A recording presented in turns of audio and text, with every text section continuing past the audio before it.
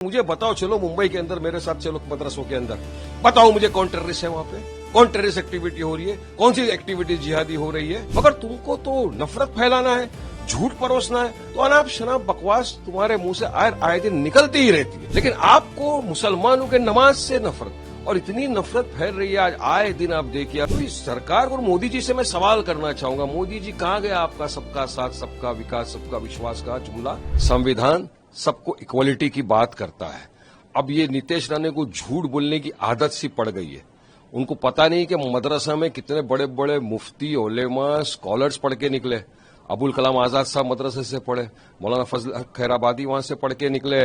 इतने उलेमा, scholars, Islamic scholars जिन्होंने ब्रिटिशरों के खिलाफ जंग आजादी में हिस्सा लिया, जिहाद का फतवा दिया, वो मदरसे के प्रोडक्ट के मदरसे से पढ़ के निकले।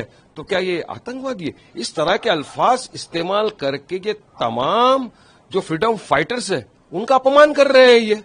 हाँ, अब मेरे को बताओ ना, मेरे पास तो पूरी लिस्ट पड़ी है उन लोगों की, उलेमा इकराम की, इस्लामिक स्कॉलर्स की, जिन्होंने जंग आजादी में ब्रिटिशरों के खिलाफ जंग लड़ी, जिहाद के फतवे दिए। तुम्हारे पास कोई एक लिस्ट बताओ, आरएसएस की शाखा से कोई निकल कर जंग आजादी में हिस्सा लिया हो, बताओ मुझे।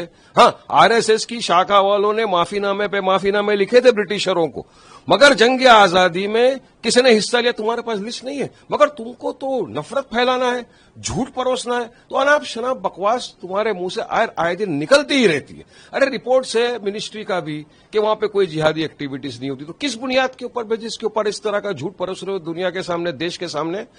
बात नंबर 2, अब इन्होंने कहा मालेगांव का इंसिडेंस कि वहां पर कुछ लोग नमाज पढ़ रहे थे जो गवर्नमेंट ऑफिस थी। तो भाई साहब, मुसलमान के लिए 5 वक्त नमाज पढ़ना फर्ज है। रमजान का महीना है, अगर वक्त हो गया, किसी ने 2 मिनट किसी को डिस्टर्ब किए बिना नमाज पढ़ ली, तो क्या किसी का बिगड़ गया?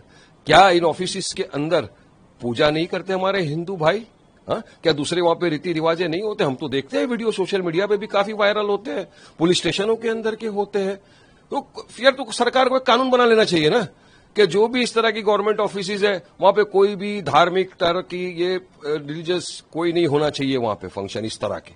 कोई नहीं करेगा फिर, अब बना दो ना कानून। लेकिन आपको मुसलमानों के नमाज से नफरत, और इतनी नफरत फैल रही है आज आए दिन। आप देखिए, अभी का वीडियो एक है पब्लिक के सामने, एक ओपन स्पेस के अंदर खुले मैदान में एक मुसलमान व्यक्ति नमाज पढ़ रहा है, तो उसको दरिंदा गुंडा जाके मार के भगाता है, माफी मंगवाता है, जय श्री राम के नारे लगवाने जा रहे हैं उसके पास से।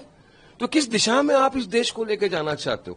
कहीं पर लखनऊ के अंदर अगर कोई स्टूडेंट ने नमाज पढ़ ली, रमजान के महीने के अंदर रोजा खोल लिया, हाँ, और वहां की खूबसूरती है कि कुछ हमारे हिंदू भाई चेन बना के खड़े रहते हैं उनको प्रोटेक्ट करने के लिए कि नमाज हो रही है, इफ्तार हो रहा है। ये खूबसूरती को खत्म करने के लिए भाजपा सरकार फिर वहां पे उनको नोटिस देती है कि तुमने यहाँ पे पीस को खराब किया। अरे नमाज पढ़ने से किसी को क्या लॉ एंड ऑर्डर प्रॉब्लम होता है? किसकी पीस खराब होती है? मगर तुमको नफरत परोसना है, और ये नफरत इतनी फैल रही है देश के अंदर कि हमारी सेक्युलरिज्म को लोग नष्ट कर रहे हैं। तो इस सरकार और मोदी जी से मैं सवाल करना चाहूंगा, मोदी जी कहाँ गया आपका सबका साथ, सबका विकास, सबका विश्वास का जुमला? हाँ, ये सबका इस तरह से विकास होगा, इस तरह से सबका साथ मानेंगे क्या? अगर एक मुसलमान 2 मिनट नमाज पढ़ ले तो सबको तकलीफ हो जाती है। अब क्या इबादत करना भी गुनाह हो गया?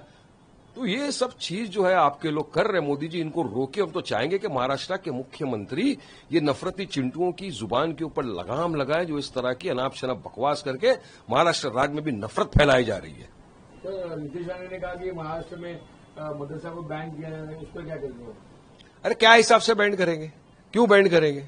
हाँ, वो कुछ भी बोलते हैं, विदाउट डेटा, विदाउट ये। मुझे बताओ, चलो मुंबई के अंदर मेरे साथ चलो मदरसों के अंदर, बताओ मुझे कौन टेररिस्ट है वहां पे, कौन टेररिस्ट एक्टिविटी हो रही है, कौन सी एक्टिविटी जिहादी हो रही है। मगर नहीं, इनको सिर्फ झूठ फैलाना है, नफरत परोसनी है, तो इस तरह की अनाप शनाप बकवास करते हैं ये लोग। जीरो हमने इन्वेंट किया, हमने बताया दुनिया को, जहां योग है वहां रोग नहीं। सबसे पुरानी सभ्यता है हमारी। गुलामी से तो और देश भी लड़े भाई, पर आजादी के लिए अहिंसा का रास्ता बस हमारा था।